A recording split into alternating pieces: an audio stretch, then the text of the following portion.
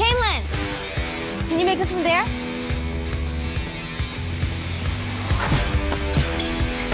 Hey, Caitlin, how about from here? Come on, guys. Yeah, she can't make it. No chance. Caitlin, from me, don't let.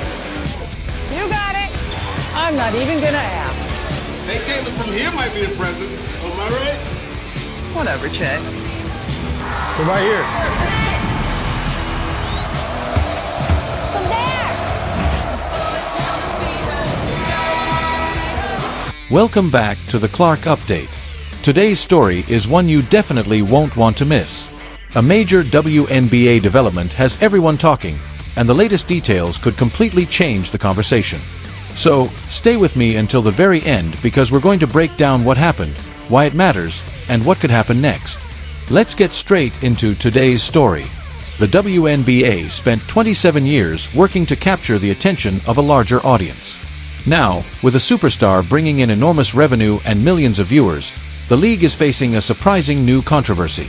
According to Wnba, something significant may be happening behind the scenes, raising questions about whether the league's leadership could actually be hurting one of its biggest sources of growth.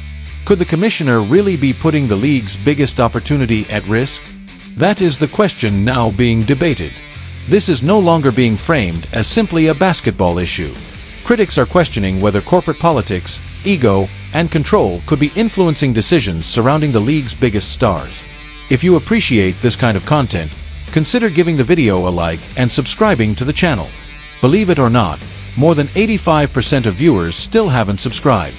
It's completely free and only takes a second, but your support means a lot to us. So, have you subscribed already? Great. Thank you so much for your support. Now, let's get back to the story.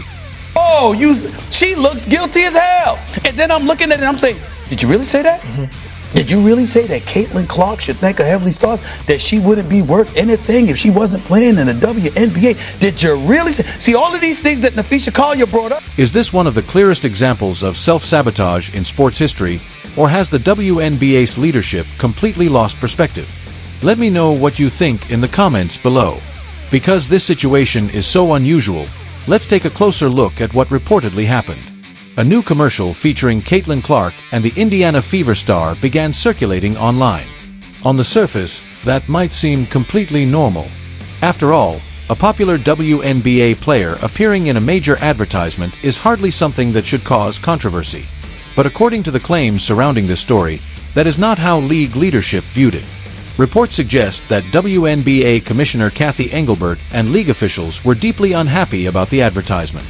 The story now involves alleged private discussions, heated phone conversations, and what Wnba characterized as intense frustration coming from the highest levels of the league. So what exactly caused such a strong reaction, and why did a simple commercial reportedly become such a major issue? That is where this story gets even more complicated.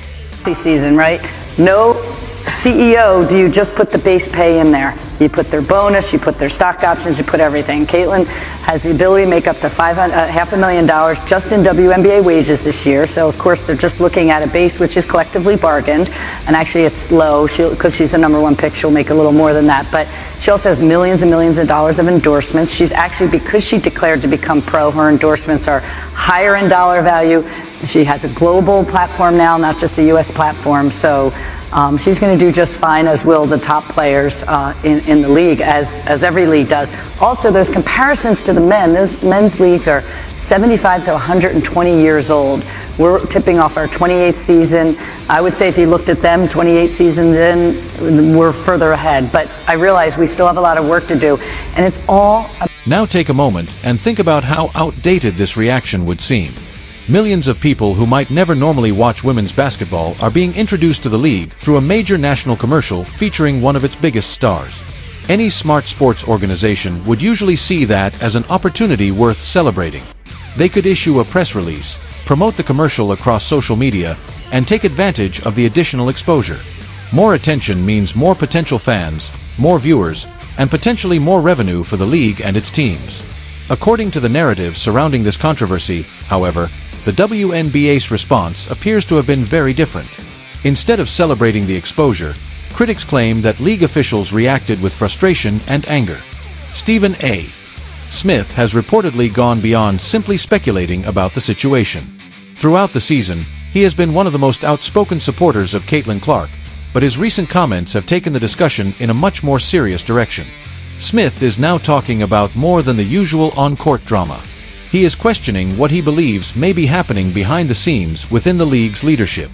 According to Smith's characterization, the atmosphere coming from WNBA headquarters does not resemble an organization celebrating its growing popularity. Instead, he suggests that there may be anxiety and jealousy because one player has become so influential that her individual profile sometimes appears bigger than the league itself. Lisa Bluter was in the commercial, Travis Scott was in the commercial, Travis Kelce was in the commercial, Jason Kelce was in the commercial, like the podcast thing, which we're going to... Let's take a closer look at why this particular commercial reportedly created so much controversy. Caitlin Clark is not presented as simply another WNBA player in these high-profile advertisements. Whether she is appearing in campaigns for Wilson, Gatorade, State Farm, or other major brands, she is often positioned as an individual star and a broader cultural phenomenon. The value and reach of that kind of exposure are enormous. Clark is presented as confident, independent, and capable of attracting attention far beyond the traditional basketball audience. And according to the narrative surrounding this controversy, that may be exactly what has made some people within the league uncomfortable.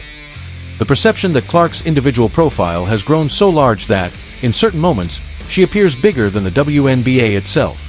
It was super hype, and they also launched the campaign From Anywhere, which is just perfect for Caitlin Clark. And obviously, fans have been waiting for a CC's signature shoe for years. It feels like years at this point. She is now 2 seasons into the WNBA, and we've gotten the signature logo, and we've also gotten some merch, but that signature shoe is what everybody is on the edge of their seat for. And she recently went on New Heights once again to talk about her signature shoe, and she talked about the new technology that will be going into this. According to this narrative, the controversy goes far beyond one commercial.